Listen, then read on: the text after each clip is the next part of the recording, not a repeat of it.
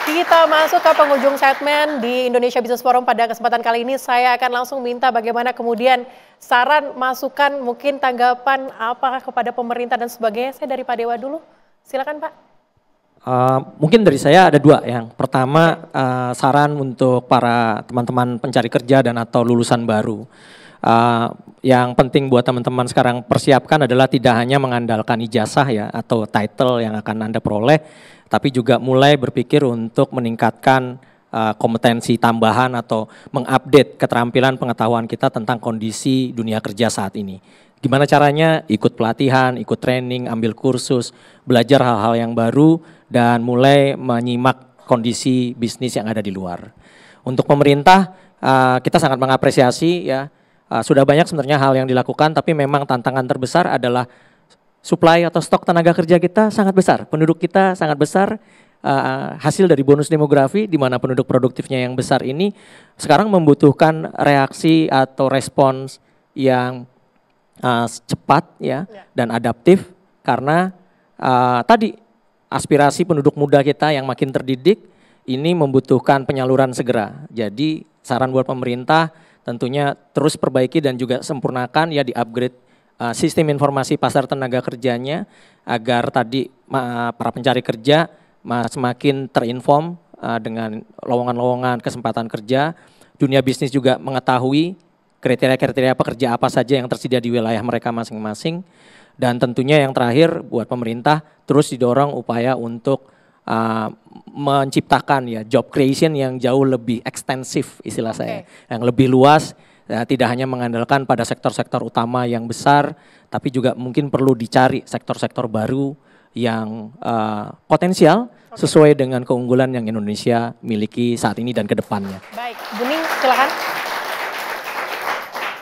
Ya, Indonesia ini memiliki begitu banyak SDM. Tantangannya adalah bagaimana merubah SDM ini dari lulusan yang berijazah menjadi lulusan yang memiliki kompeten. Itu yang pertama. Yang kedua kemudian adalah seperti yang saya sampaikan di awal, bagaimana GDP ini tadinya disokong oleh industri sebanyak 23% dan sekarang hanya 18%.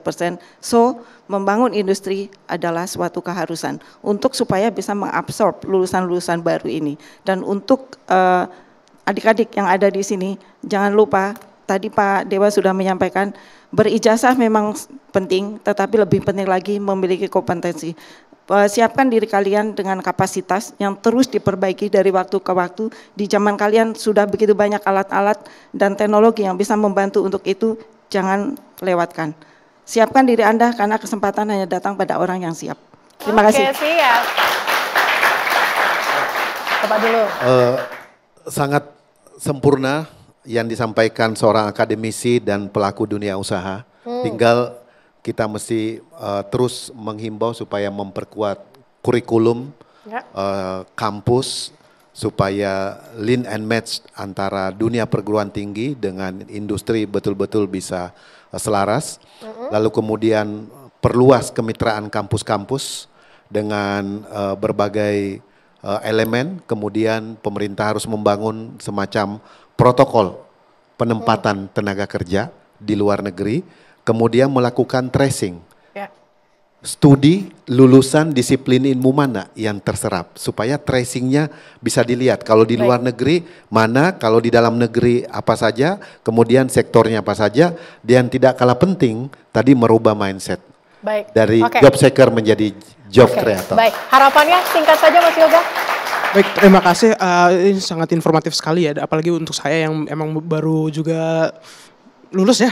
Jadi satu pesan aja sih mungkin untuk dari saya, mungkin untuk informasi ya.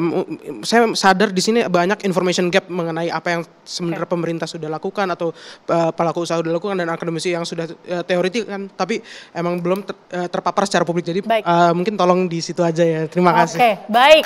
Terima kasih para narasumber pada hari ini. Terima kasih juga adik-adik mahasiswa dari UPN dan Gunadarma yang sudah hadir pada kesempatan kali ini. Semoga ini jadi warning untuk kita semua ya, khususnya sarjana 1 juta. Semoga nanti kebijakan ataupun program yang dilakukan oleh BP2MI dapat menyasar seluruh sarjana sebanyak 1 juta. Saya Celia Alexandra, terima kasih. Sampai jumpa.